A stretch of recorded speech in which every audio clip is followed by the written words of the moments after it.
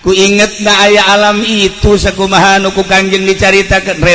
rempan mondok sageusna mondok terus besa ala kadar cacarakan make sageusna make kajur teuing bajedoran ku kumaha ge hasil masantren mah ujung-ujungna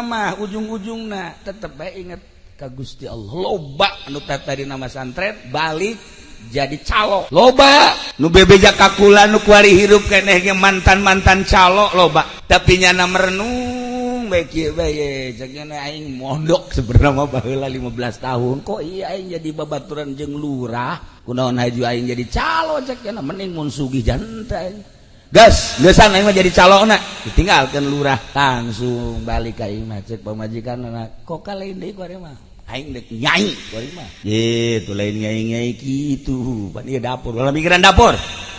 geus pokona mah ngaji waduh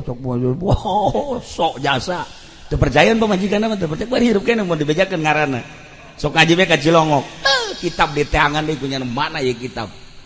aya kabeneran geus ku geget kitabna bawa deui ku jana ka Cilongok ngaji dihareup bae nyana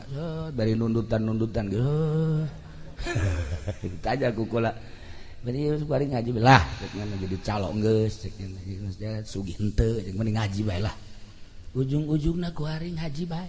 bae masyaallah haji berkah deh cek pamajikanna keur jadi calo kuari cenah nyai jangan jadi kiai cek cenah teh ngeunaan tarariis datang ke dapur ge tariis masyaallah ujung-ujungna gerage ujung-ujungna buku kula dicaritakeun